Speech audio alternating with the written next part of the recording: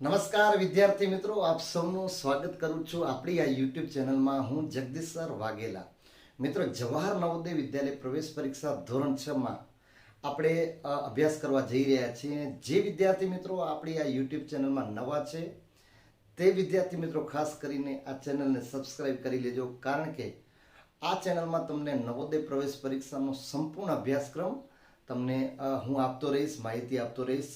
મિત્રો, આજના વિડીયોમાં આપણે નવોદય પ્રવેશ પરીક્ષામાં અંકગણિત વિભાગમાં જે પ્રકરણ 1 છે સંખ્યા જ્ઞાન અને સંખ્યા પદ્ધતિ, તેના વિશે આજના વિડીયોમાં આપણે વિસ્તારપૂર્વક સમજવા જઈ રહ્યા છીએ. તો મિત્રો, આ વિડીયોને તમે છેલ્લે સુધી જોજો, જેથી કરીને હું તમને આ વિડીયોની અંદર સંખ્યા જ્ઞાન વિશે સરળતાથી સમજૂતી આપીશ. ચાલો મિત્રો, શરૂઆત કરીએ આજના વિડીયોની. કયા કયા ટોપિક આપણે ભણવા જઈ રહ્યા છીએ?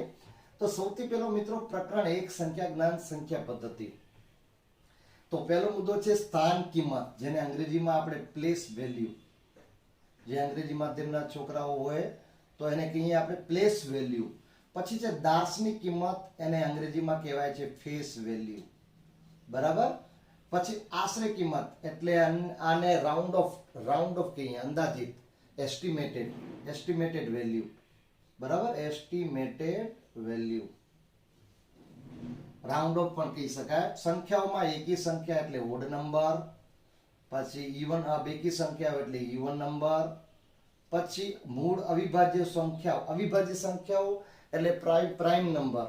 બરાબર, પ્રાઇમ નંબર હોય જેને માત્ર બે જ ફેક્ટર હોય. પછી સંયુક્ત સંખ્યા વિભાજ્ય એટલે પ્રાઇમ નંબર, પછી કોમ્પોઝિટ નંબર જેને આપણે કહીએ. બરાબર. પછી પૂર્વગામી અને અનુગામી. પૂર્વગામી એટલે બિફોર નંબર અથવા પ્રેડેસેસર આપણે ઓળખીએ છીએ. આ અંગ્રેજી માધ્યમના અમુક વિદ્યાર્થીઓ હોય છે તો તેના માટે પણ સરળ રહે એટલા માટે. પછી અનુગામી એટલે આફ્ટર નંબર, અને અંગ્રેજીમાં એને સક્સેસર નંબર કહેવાય. બરાબર. તો મિત્રો, આ મુદ્દાઓ આ વિડીયોમાં આપણે અભ્યાસ કરીશું. આ વિડીયોમાં મતલબ આ ટોપિક, આ પ્રકરણ 1 માં આપણે અભ્યાસ કરીશું. તો સૌથી પહેલા સ્થાન કિંમત. શબ્દમાં જ જે અંદર છે ને, શબ્દની અંદર જ એનો અર્થ છુપાયેલો છે. સ્થાનની કિંમત. કોઈ પણ એક એક્ઝામ્પલ આપો, ઉદાહરણ. એક ઉદાહરણ છે 5,47,382. બરાબર, આ એક ઉદાહરણ છે. તો સૌથી પહેલા મિત્રો આપણે એને સમજીએ વિસ્તાર પદ્ધતિથી. સૌથી પહેલી અંકો એકમ, પછી આપણે દશક, પછી 100, પછી આવે 1000.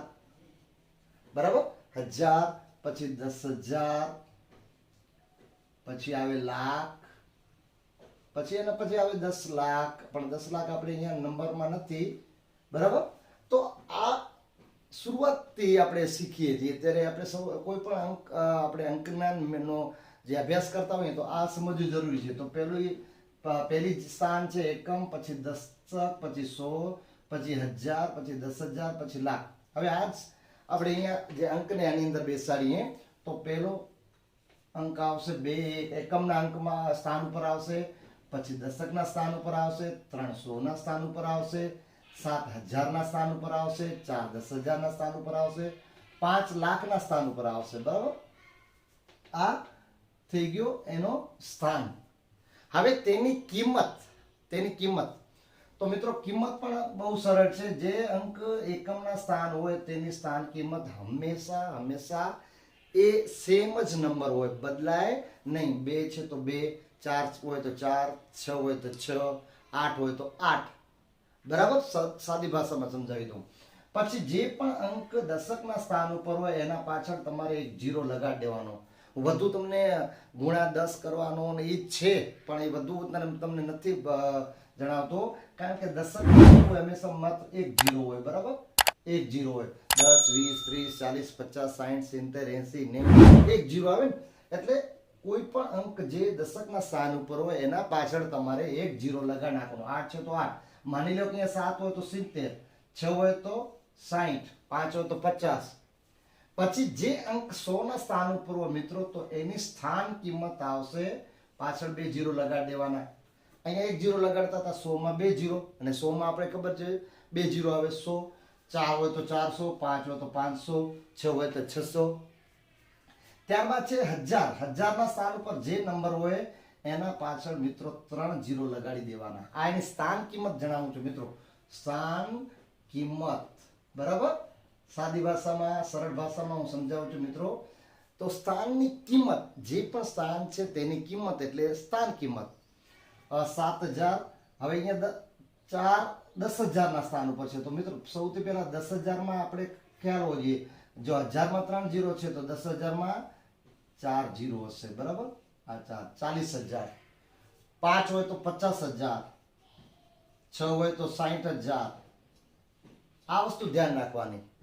જે અંકમાં જે સ્થાન ઉપર જે અંક હોય એના પાછળ 4 0 10,000 માં. પછી 5 લાખ, લાખના સ્થાન ઉપર 5 છે તો ત્યાં 5 માં કેટલા શૂન્ય આવે? 5 શૂન્ય આવે. આ 5 લાખ. 6 હોય તો 6 લાખ. સમજાય ગયું મિત્રો? તો આ છે સ્થાન કિંમત. જે સ્થાન ઉપર અંક હોય તેની કિંમત એટલે સ્થાન કિંમત. મારા ખ્યાલથી સમજાઈ ગયું હશે મિત્રો. ચાલો હવે આપણે જઈએ નેક્સ્ટ મુદ્દા પર. આપણો નેક્સ્ટ ટોપિક છે દાર્શનિક કિંમત. દાર્શનિક કિંમત, બરાબર. દાર્શનિક કિંમત સમજાવું તમને. દાર્શનિક કિંમત બહુ સરળ છે મિત્રો. દાર્શનિક કિંમત એટલે એવી કિંમત જેની કિંમત બદલાતી નથી, સેમ ટુ સેમ હોય. કોઈ પણ અંક કોઈ પણ સ્થાન ઉપર હોય. માની લો કે 2 છે તો 2 ની 2, 8 છે તો 8 ની 8, 3 છે તો 3 ની 3, 7 છે તો 7 ની 7. કારણ કે દાર્શનિક કિંમત છે એટલે માની લો કે એકમના સ્થાન ઉપર હશે તોય સેમ ટુ સેમ હશે, દશકના સ્થાન ઉપર હશે તોય સેમ ટુ સેમ હશે, 100 ના સ્થાન ઉપર હશે તોય સેમ ટુ સેમ હશે.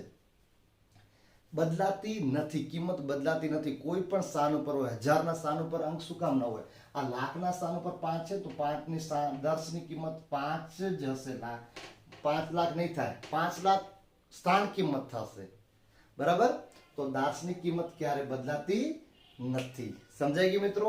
તો આ તો સ્થાન કિંમત અને દાર્શનિક કિંમત. આશા રાખું તમને સમજાઈ ગયું હશે. હવે આનો પ્રશ્નો કેવા પૂછાતા હોય તો એને હું તમને સરળતાથી સમજાવું મિત્રો. હવે જો અહીંયા આપણે એક ઉદાહરણ તરીકે લઈ લઈએ. 54,674. 54,674 માં 4 ની સ્થાન કિંમત અને 4 ની દાર્શનિક કિંમત વચ્ચે દાર્શનિક કિંમત વચ્ચે તફાવત શોધો. તફાવત શોધો મિત્રો. આવી રીતે પ્રશ્નો પૂછાતા હોય. તો 4 ની સ્થાન કિંમત મિત્રો, 4 ની સ્થાન કિંમત કેટલી છે? 4 ની સ્થાન કિંમત કેટલી છે? 4 કઈ સ્થાન ઉપર છે? 1000. તો 4000, બરાબર. 4 ની દાર્શનિક કિંમત કેટલી છે? દાર્શનિક કિંમત મિત્રો, દાર્શનિક કિંમત મેં તમને જણાવ્યું ને. દાર્શનિક કિંમત 4 ની 4. અહીંયા એકમના સ્થાન ઉપર. માની લો કે દશકના સ્થાન ઉપર હોય તો સેમ ટુ સેમ હોય. તો 4000 માંથી 4 માઇનસ કરીએ તો 10 - 4 6, અહીંયા 9, અહીંયા 9, અહીંયા 3. તો 3 9 9, 3996. આવો પ્રશ્ન પૂછાય છે, બરાબર મિત્રો. તો આ તો એક ઉદાહરણ તમને મેં સમજાવ્યું. ત્યાર પછી છે મિત્રો આશરે કિંમત. આશરે એટલે અંદાજિત. અંગ્રેજીમાં એને એસ્ટિમેટેડ વેલ્યુ કહેવાય અથવા રાઉન્ડ ઓફ. હવે રાઉન્ડ ઓફમાં પણ અલગ અલગ હોય. આશરે કિંમત દશકમાં પણ પૂછી શકે, 100 માં પણ પૂછી શકે અને 1000 માં પણ પૂછી શકે, બરાબર. દશકમાં. હવે એક ઉદાહરણ આપું. 396 માં 396 ની દશકમાં આશરે કિંમત શોધો.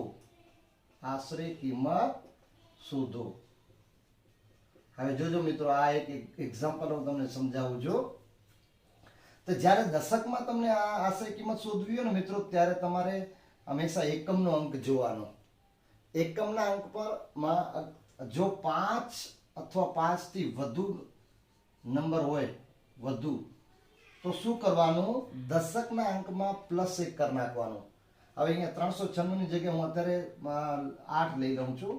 આમ તો 9 લેશો તોય વાંધો નથી, 8 લઈ લઉં છું. 9 વળી ફરીથી અહીંયા આપણે વધી રાખવી પડશે, કેરી નાખવી પડશે. હવે અહીંયા 6 એ 5 થી વધુ છે, બરાબર?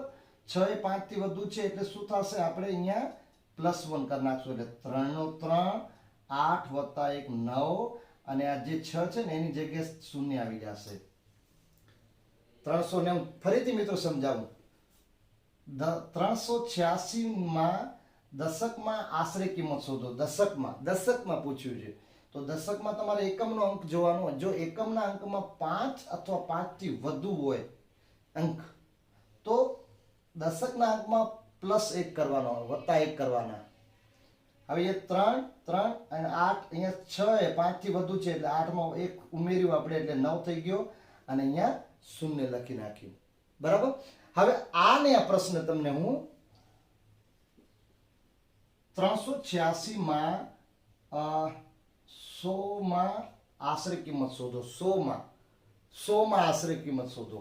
તો 100 માં તમારે શું જોવાનું? દશકનો અંક જોવાનો. દશકના અંકમાં 5 અથવા 5 થી વધુ હોય તો 100 ના અંકમાં આપણે 1 પ્લસ કરવાનો. જો ન હોય તો કાંઈ નહીં કરવાનું. તો અહીંયા શું આવી જશે મિત્રો? એક જ મિનિટ, 386 છે, બરાબર? 100 માં શોધવાનું છે. તો 100 માં મેં તમને શું કીધું મિત્રો? દશકનું. આપણે જ્યારે દશકમાં શોધતા હતા ત્યારે એકમનો અંક જોતા હતા અને 100 માં આશરે કિંમત શોધવાની છે ત્યારે એનો દશકનો અંક જોવાનો. હવે દશકના અંકમાં 8 છે, 5 થી વધુ છે, 5 અથવા 5 થી વધુ છે એટલે 100 ના અંકમાં 1 પ્લસ કરી નાખીએ એટલે 4 અને આ બે જે છેલ્લા અંક હોય ને જે બે મિત્રો એના પાછળ શૂન્ય લગાડી નાખવાનું, બરાબર? હવે માની લો કે અહીંયા આવી રીતે છે 3 4 ને 9 છે. આ છે, આને આશરે 100 માં સમજાવો, લખો. તો મિત્રો અહીંયા દશકના અંકમાં 4 છે, જે 4 5 થી ઓછું છે એટલે અહીંયા પ્લસ નહીં થાય. તો 3 નો 3 આ 4 અને 9 ની જગ્યાએ શૂન્ય. તો આશરે કિંમત 349 ની આશરે કિંમત 300 અને 386 ની આશરે કિંમત 100 માં 400. 100 માં, દશકમાં નહીં, બરાબર મિત્રો? તો આ હતી સ્થાન કિંમત, દાસની કિંમત અને આશરે કિંમત. મિત્રો આશા રાખું તમને સમજાઈ ગઈ હશે. જો આ સમજાઈ ગયું હોય તો તમે લાઈક કરજો વિડીયોને. એક ઉદાહરણ તમને હું આપી દઉં છું, તમે મને કમેન્ટમાં જણાવજો કે આની સ્થાન કિંમત અને દાસની કિંમતનો તફાવત કેટલો થાય. આ મને કમેન્ટમાં જરૂર જણાવજો. એક ઉદાહરણ હું તમને આપું છું, મેં અત્યારે તમને સમજાવ્યું એનું.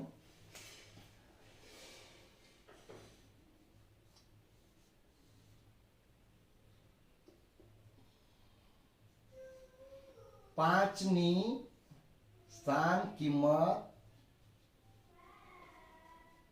અને 5ની દાર્શનિક કિંમત